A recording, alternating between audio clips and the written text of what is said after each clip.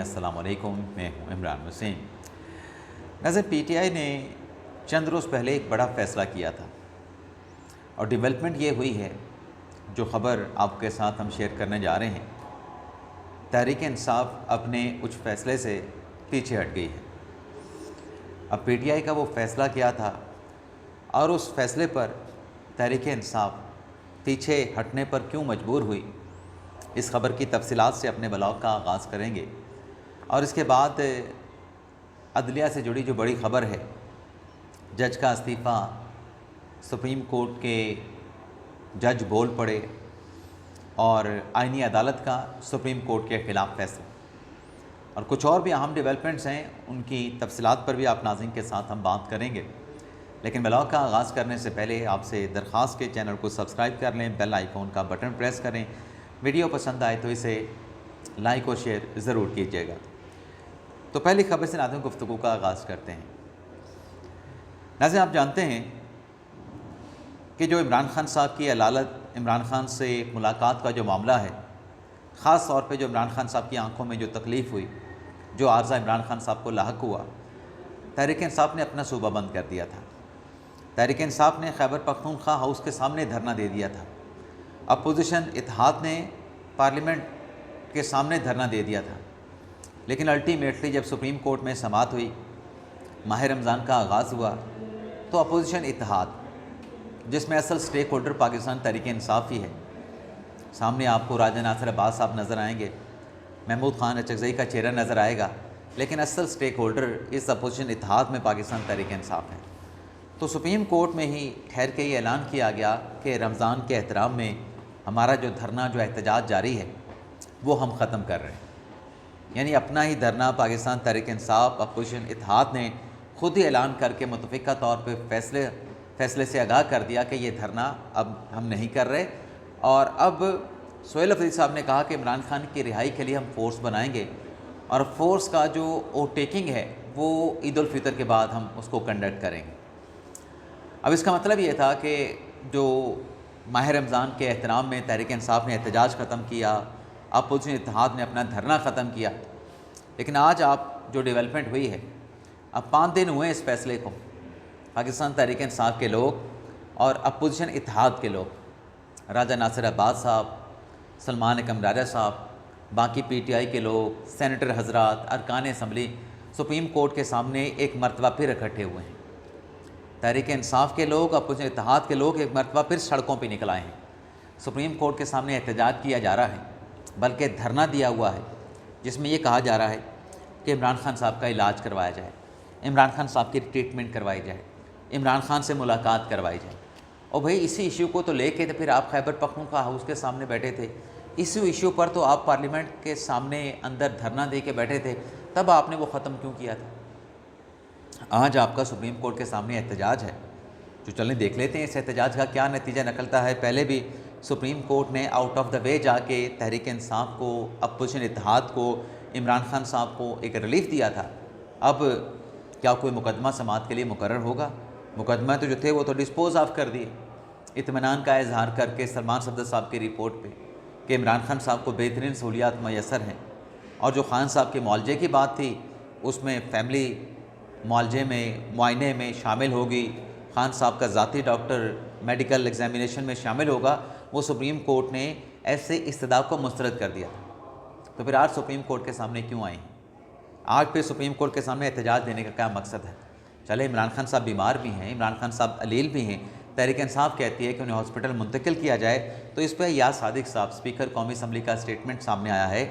इससे पहले यही बात मोहसिन नकवी साहब ने भी दोहराई थी कि अगर डॉक्टर की तरफ से इमरान खान को तजवीज़ किया गया कि उनको हॉस्पिटल मुंतकिल किया जाए, तो खान साहब को याद सादिक साहब ने कहा कि 1 माह के लिए मुंतकिल कर दें। अब नाजरीन, खुदा को जान देनी है, माह रमज़ान का महीना है। आप ख़ुद सोचें, आपके इर्द गिर्द किसी ने मेडिकल का अपने आँखों का ट्रीटमेंट करवाया होगा, मैक्सिमम कितनी देर किसी मरीज़ को जो आँखों के किसी मर्ज़ में मुब्तला होता है, आर्ज़े में मुब्तला होता है, हॉस्पिटल वाले कितने दिन आँखों वाले मरीज़ को अपने हॉस्पिटल में रखते हैं? 24 घंटे भी नहीं रखते। 24 घंटे से पहले डिस्चार्ज कर दिया जाता है। यहाँ पे तहरीक इंसाफ कह रही है कि 2 हफ्तों के लिए, 1 हफ्तों के लिए खान साहब को जो है आप अल शफा इंटरनेशनल में मुंतकिल कर दें। मैंने तो आज तक नहीं देखा कोई आँखों का कोई मरीज़ हो जिसे 24 घंटों से ज़्यादा, 24 घंटे में मैं ज़्यादा कह रहा हूँ, किसी हॉस्पिटल में रखा गया हो। अब तहरीक इंसाफ के लोग खैबर पख्तूनख्वा के यहाँ पे मौजूद हैं, शाहिद खटक साहब यहाँ पे मौजूद हैं, मीना खान यहाँ पे मौजूद हैं, शफ़ी जान साहब यहाँ पे मौजूद हैं। दूसरी तरफ खैबर पख्तूनख्वा के अवाम, कल एक ट्वीट किया शफ़ी जान साहब ने जिसमें उन्होंने ये लिखा कि सुहेल अफरीदी साहब ने माह रमज़ान के लिए 12 अरब के पैकेज का जो मुस्तहिक लोग हैं उनका ऐलान कर दिया है। यानी चौथा रोज़ा चल रहा है, चौथे रोज़े के ऊपर जो KP हुकूमत है वो मुस्तहिक अफराद के लिए रमज़ान पैकेज का ऐलान कर रही है। और उसके ऊपर भी क्या प्रोपेगेंडा हो रहा है कि देखें सुहेल अफरीदी साहब ने तो 10 अरब का पैकेज दे दिया, 12 अरब का पैकेज दे दिया अपने KPK के अवाम को। अगर ये पैसा पंजाब हुकूमत के पास होता तो वो जहाज़ ख़रीद लेते। भाई वो जहाज़ जहाँ उन्होंने ख़रीदा है उस जहाज़ के ऊपर भी लोगों ने बहुत बात की है, हमने भी अपने व्लॉग के ऊपर बहुत सारे सवालात उठाए हैं। उसके ऊपर पंजाब हुकूमत का मौक़िफ़ भी आया है, एक रिपोर्ट भी सामने आई है। लेकिन ये जो रमज़ान निगहबान प्रोग्राम है ना, उसका इजरा रमज़ान शुरू होने से पहले पंजाब हुकूमत ने कर दिया था। ये जो पंजाब हुकूमत को KP हुकूमत के रमज़ान पैकेज के ऊपर टारगेट किया जा रहा है, इसका जवाब बनता नहीं। 42 अरब का पैकेज उन्होंने दिया है और सुहेल अफरीदी साहब जिन्होंने पैकेज दिया है उनसे मुतल्लिक जनाब शेरवज़ मरव साहब ने एक नया दावा कर दिया है कि मार्च में जो सुहेल अफरीदी साहब हैं वो शायद डिस्क्वालीफाई कर जाएंगे और जो सुहेल अफरीदी साहब हैं अपने अलीमीन गंडापुर साहब हैं उनका सितारा फिर चमकेगा, वो दोबारा उरूज पे आ जाएंगे, यानी वज़ीर आला बन जाएंगे। उनके वज़ीर आला बनने का बहुत ज़्यादा चांस मौजूद है। लेकिन आज ये तमाम बातें अपनी जगह पे, जैसे मैंने कहा कि आउट ऑफ द वे जाके सुप्रीम कोर्ट ने रिलीफ दिया। आज देखते हैं जो सड़कों पे दोबारा पाकिस्तान तहरीक इंसाफ के लोग निकले हैं इसका क्या नतीजा निकलता है, सुप्रीम कोर्ट से क्या रिलीफ मिलता है। लेकिन आज सुप्रीम कोर्ट में एक और बड़ी डेवलपमेंट भी हुई है। एक तो आईनी अदालत ने फैसला दिया है कि 27वीं आईनी तरमीम के बाद जो सुप्रीम कोर्ट के अख्तियारात हैं वो करटेल हो चुके हैं, सुप्रीम कोर्ट के अख्तियारात कम कर दिए गए हैं। और जो नया आईनी फ्रेमवर्क बना है उस नए आईनी फ्रेमवर्क के अंदर किसी कानून की अगर तशरीह करनी है, किसी आइन के आर्टिकल की तशरीह करनी है या आइन की तशरीह करनी है, ये अख्तियार पहले तो सुप्रीम कोर्ट के पास था। ये अख्तियार भी सुप्रीम कोर्ट के पास था कि पार्लियामेंट के बने कानून का सुप्रीम कोर्ट जायज़ा ले। लेकिन 27वीं आईनी तरमीम के बाद ये तमाम अख्तियारात जो हैं वो वफाकी आईनी अदालत को तफवीज़ कर दिए गए हैं।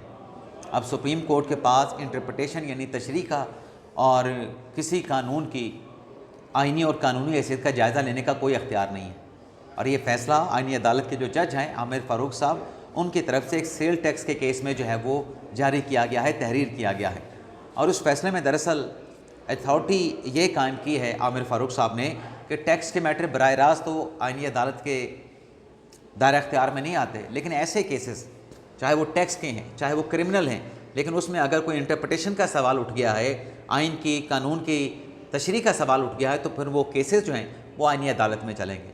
और ये भी फैसले में करार दिया गया कि 27वीं तरमीम में आइनी अदालत को ये भी अख्तियार दिया गया है कि अगर कोई मुकदमा किसी अदालत में चल रहा है और वो इंटरप्रटेशन का केस है तो आइनी अदालत उस मुकदमे को अपने सवाबदीदी अख्तियार के तहत जो कि आइनी उनको दिया है उन मुकदमात का जो रिकॉर्ड है आइनी अदालत में तलब कर सकती है। लेकिन आज सुप्रीम कोर्ट से जुड़ी एक और चीज़ भी है जो मैंने थंबनेल पे लिखा ना कि जज साहब बोल पड़े। जज साहब के इस्तीफ़े वाली बात पे तो मैं बाद में आऊँगा कि किसने जज का इस्तीफ़ा मांगा, किसी जज का इस्तीफ़ा मांगा जाना चाहिए था, नहीं मांगा जाना चाहिए था, इसकी डिटेल तो मैं आगे चल के आपके साथ शेयर करूँगा। लेकिन आज एक कत्ल के मुकदमे के दोहरे कत्ल के मुलज़म की मेडिकल ग्राउंड पे ज़मानत दरख्वास्त के ऊपर समाअत हुई। अभी इसमें जो बेंच था जैसे शहजाद मलिक साहब का था, जस्टिस अकील अब्बासी साहब इस बेंच में शामिल थे। वकील की तरफ से कहा गया कि मेरा जो क्लाइंट है वो आर्ज़ कल्ब में मुब्तला है और मर्दान में कोई दिल का हॉस्पिटल नहीं, तो मेडिकल बोर्ड बना के उसका एग्जामिनेशन करवा लिया जाए, उसका ट्रीटमेंट करवा लिया जाए। और वकील की तरफ से कहा गया कि जो जेल में हॉस्पिटल होता है वहाँ पे तो डिस्प्रिन भी मैसर नहीं होती। तो इस पर जैसे अकील अब्बासी साहब ने कहा कि यहाँ तो आँखों का इलाज जेल में नहीं होता तो दिल का इलाज जेल में कैसे होगा। अब बात इनकी दुरुस्त है, लेकिन ये बात है कि आँखों का इलाज हॉस्पिटल में नहीं होता, क्या जज साहब कोई और मिसाल नहीं दे सकते थे? अब ये जो आँखों वाला मामला चल रहा है ये तो बानी तहरीक इंसाफ इमरान खान से जुड़ा है। क्या खान साहब को आँखों का ट्रीटमेंट नहीं दिया गया? क्या खान साहब का अडयाला जेल में जो डॉक्टर्स की टीम बनी, कमेटी बनी, उसने जाके जायज़ा नहीं लिया? क्या सुप्रीम कोर्ट में रिपोर्ट जमा नहीं हुई जिसमें बता दिया कि खान साहब को बेहतरीन सहूलियात मैसर हैं? क्या अटॉर्नी जनरल साहब ने चीफ जस्टिस ऑफ पाकिस्तान यही अब्दी साहब को आगाह नहीं किया कि इमरान खान साहब का बेहतरीन डॉक्टर से मेडिकल एग्जामिनेशन करवा दिया गया है। डॉक्टर्स ने जिन्होंने मेडिकल चेकअप किया और जो पाकिस्तान तहरीक इंसाफ इमरान खान साहब के ज़ाती मौलिज हैं, डॉक्टर आसिम यूसुफ साहब, डॉक्टर खुरम मिर्ज़ा साहब, उनको भी तमाम प्रोसीजर से आगाह किया गया, उन्होंने भी इत्मीनान का इजहार किया। तो फिर ये सवालात क्यों जन्म लेते हैं? अभी चंद रोज़ पहले एक और मुकदमा था अकील अब्बासी साहब की अदालत में, उसमें उन्होंने 92 वर्ल्ड कप की बात कर दी कि अदालत में 92 वर्ल्ड कप की बात ना करें।